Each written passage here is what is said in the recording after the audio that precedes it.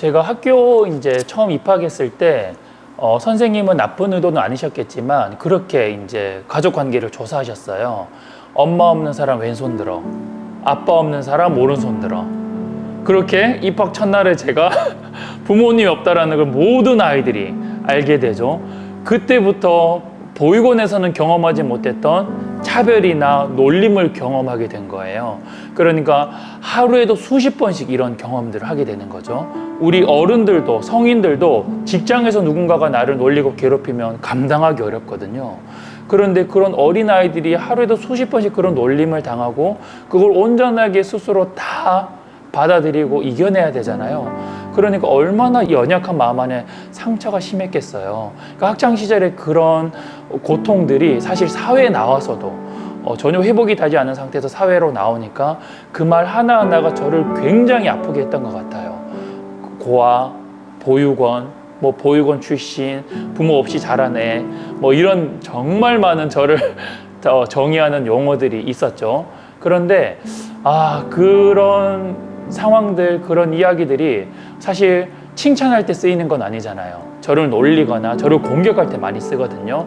특히 사회에 나와서는요, 제가 보육원 출신인 걸 사람들이 알기 전까지는 그냥 평범한 일반 사람처럼 정말 잘 지내고 잘 대했어요. 그런데 어느 날 제가 커밍아웃을 하지 않았는데도 누군가가 제가 보육원 출신이라는 걸 알게 됐어요.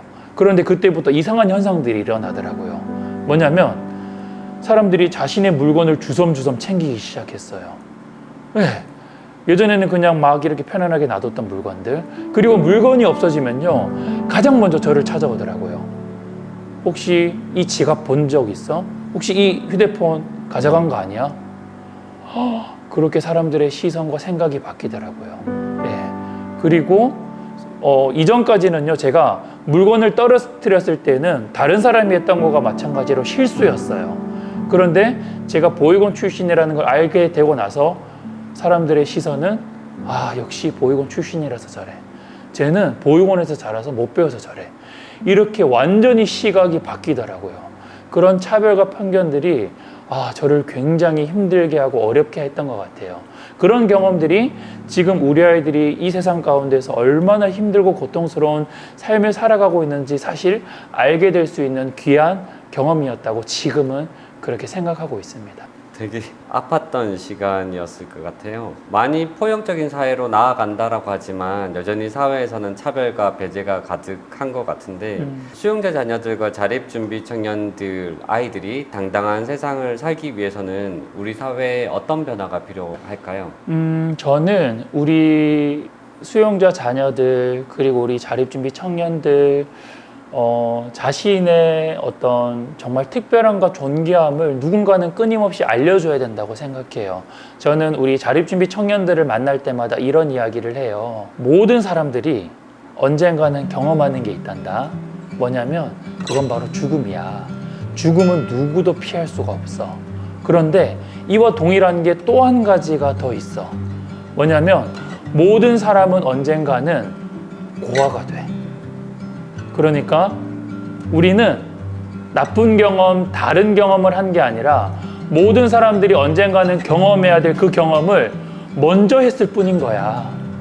그러니까 우리들은 모든 사람들이 언젠가는 경험해야 될 그 경험을 먼저 했기 때문에 많은 사람들을 위로하고 또 이 세상을 위로할 수 있는 사람이 될 거야.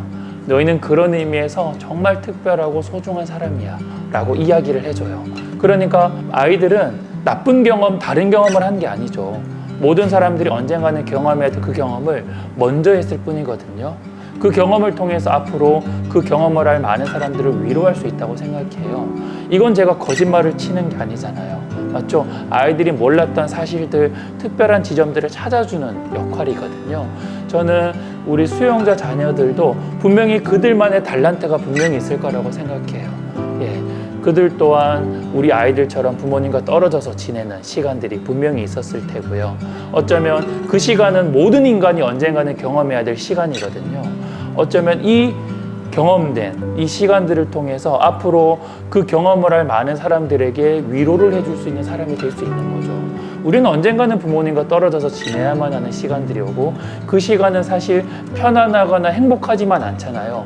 외로움을 느낄 수도 있고요. 그 시간에 내가 해결하지 못한 다양한 어려움들을 직면할 수 있어요. 그런데 우리 수용자 자녀들은 그 시간을 너무 멋지게 이겨내고 있는 친구들이잖아요. 누구보다 멋지게 그 시간들을 살아내고 있는 아이들이잖아요. 그래서 저는 우리 아이들이 정말 그렇게 내가 특별한 시간들, 존귀한 시간들을 보내고 있구나라고 생각했으면 좋겠어요. 조금 더 제가 특별한 예시를 들어드린다면 운동선수가요 있습니다. 이 운동선수가 올림픽에서 금메달을 따기 위해서 정말 열심히 운동하고 있어요. 그런데 갑자기 어떤 사람이 나타나서 그 사람에게 손가락질하면서 욕을 해요. 이건 누구 잘못이에요? 열심히 운동한 사람의 잘못일까요? 욕을 한 사람의 잘못일까요? 손가락질하고 욕을 한 사람의 잘못이거든요. 그러니까 우리 아이들은요, 자신의 삶의 인생의 금메달을 따기 위해서 정말 열심히 운동한 아이들이에요. 이 아이들의 삶을 손가락질하고 욕하는 사람은 그 사람이 잘못된 거지 아이들이 잘못된 게 아니거든요. 그런데 우리가 잘못된 건가? 우리가 뭔가 이상한 건가? 이렇게 생각하는 경향이 있는 것 같아요. 그게 아니라는 걸 우리 수용자 자녀들과 우리 자립준비 청년들이 잘 알았으면 좋겠다. 그리고 이 세상 또한 마찬가지입니다. 다른 경험한 게 아니라 모든 사람들이 언젠가는 경험해야 될 그 경험을 먼저 했을 뿐인 거라는 거. 언젠가는 우리 아이들을 통해서 세상의 많은 사람들이 위로받을 수 있다는 거. 그 지점을 꼭 기억해 주었으면 좋겠어요. 그러면 이 아이들이 자연스레 존귀하게 보일 수밖에 없을 거라고 생각합니다.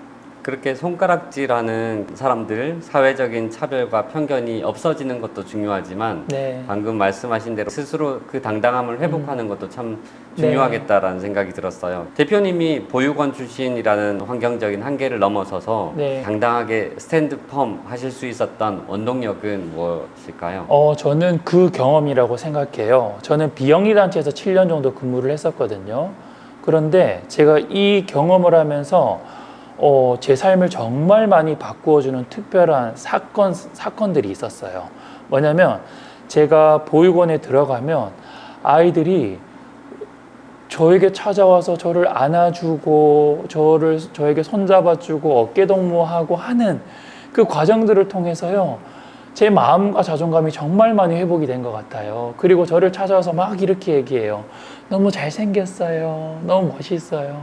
사실 잘생기고 멋진 사람은 저와 함께 온 다른 봉사자들이거든요. 그런데 아이들이 제가 보육원 출신인 걸 알고 있었기 때문에 그 모습 자체가 너무 멋있어 보였던 것 같아요. 그러니까 아이들은 저의 삶을 통해서 나도 저 형처럼 저 오빠처럼 저렇게 멋진 삶을 살 수 있겠구나라는 기대를 했던 것 같아요. 마찬가지로 저 또한 아이들이 저에게 안기고 저에게 손을 잡아주고 또 저를 칭찬해 줄 때마다 자존감이 정말 많이 회복이 된 것 같아요. 그러니까 우리는요, 서로가 서로에게 굉장히 귀한 역할을 할 수 있는 사람이라는 걸 그때 깨닫게 되었거든요. 그러니까 아이들과 시간을 보내면서 나의 17년의 시간은 버려진 시간이 아니라 나와 같은 환경에 있는 아이들의 삶을 이해할 수 있도록 훈련받은 시간이구나라는 걸 그때 깨닫게 되었어요. 그러니까 저는 우리 수용자 자녀들뿐만 아니라 우리 자립준비 청년들, 그리고 내가 너무 힘들고 어렵고 나쁜 환경에 살아가고 있다고 생각하는 많은 사람들은요, 자기와 동일한 삶을 살아간 후배들을 한번 만나는 경험들을 한 번이 아니라 정말 많이 경험해 보셨으면 좋겠어요. 그러면 자신의 삶을요, 돌아볼 수 있는 기회가 생깁니다. 그리고 그 시간들이요, 나에게 어떤 의미로 다가오는지 다시 한번 바라볼 수 있거든요. 저는요, 우리 인생을요, 한마디로, 그러니까 한 단어로 요약하면 역경이라고 생각해요.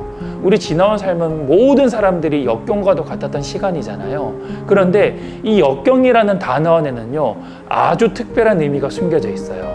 이 글자를 거꾸로 읽으면요, 경력이 됩니다. 그러니까요, 우리의 지나왔던 이 역경과도 같았던 시간은요, 바로 경력으로 쓰임받을 수 있는 시간이라는 거죠. 그런데 여기에는 특별한 규칙이 하나가 있어요. 뭐냐면 내 과거를 돌아보지 않으면요, 그러니까 이 글자를 되돌려서 돌아보지 않으면 안 되는 것처럼 이 글자를 그대로 두면 역경이 되잖아요. 그러니까 우리의 삶도요, 그대로 두면 앞으로 남아있는 시간들은 지나온 시간들보다 더 역경과도 같은 시간이 될 거예요. 그런데 이 시간을 돌아볼 수 있는 사람, 이 글자를 돌리듯이 돌아볼 수 있는 사람은요, 그 모든 시간들을 경력으로 쓰임받을 수 있을 거라고 저는 확신합니다. 그래서 후배들을 만날 수 있는 경험들을 더 많이 해가고 내 과거를 돌아보면서 부정적으로 생각해왔던 그 시간들이 얼마나 많은 감사로 채워져 있는지 그 시간들을 다시 바꾸어가는 작업들을 할 때에 저는 고아라는 단어, 보육원이라는 단어, 혹은 수용자 자녀라는 그 단어가 그냥 내 이름이 불리듯이 굉장히 자연스러워질 거라고 생각해요. 이건 부정적인 단어가 아니라 그냥 나를 지칭하는 한 가지의 용어인 거죠.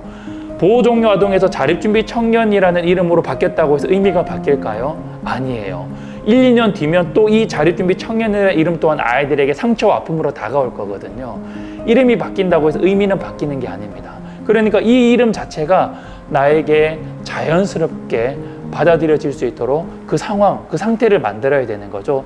그게 바로 우리의 과거를 돌아보고 나의 과거와 동일한 경험을 한 많은 아이들을 더 많이 만나볼 수 있는 경험들을 해가는 것.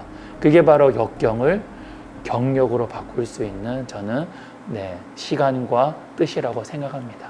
저는 제가 정말 똑똑한 사람들이 모인 곳, 그리고 정말 부자들이 모인 곳에서 강연을 많이 하거든요. 그분들께 마지막으로 항상 하는 질문이 있어요. 뭐냐면요, 여러분들 중에 아동 양육 시설에서의 삶을 선택하실 분 손 한번 들어보시겠어요? 라고 이렇게 질문합니다. 제가 지금까지요, 손을 든 사람을 단 한 사람도 본 적이 없어요. 그때 제가 그분들께 그런 이야기를 합니다. 여러분들이 단 하루도 살아내기 힘들어하는 그 시간을 우리 아이들은 적게는 5년, 많게는 20년 동안 너무 멋지게 이겨내고 너무 멋지게 살아낸 아이들입니다. 그래서 우리 아이들은 정말 특별하고 소중합니다. 라고 이야기해요. 그러니까 저는 우리 자립준비 청년들과 이 수용자 자녀들, 이들의 삶은요, 누구도 견뎌낼 수 없는 삶이에요. 그건 단 하루도 마찬가지입니다. 그런데 이 아이들은요, 그 시간을 너무 멋지게 살아내고 있잖아요. 그냥 살아내는 게 아니더라고요. 이 시간은 누구도 견뎌내기 어려운 시간이거든요. 그런데 우리 아이들 보세요. 너무 예쁘게, 너무 성실하게 그 시간을 멋지게 이겨내고 있잖아요. 그래서 저는 아이들에게 꼭 그 이야기를 해주고 싶어요. 너희는 누구도 이겨낼 수 없는 그 시간을 멋지게 이겨낼 뿐만 아니라 멋지게 살아내고 있는 친구들이야. 너는 정말 소중하고 존귀한 존재야. 라고 꼭 이야기해주고 싶어요.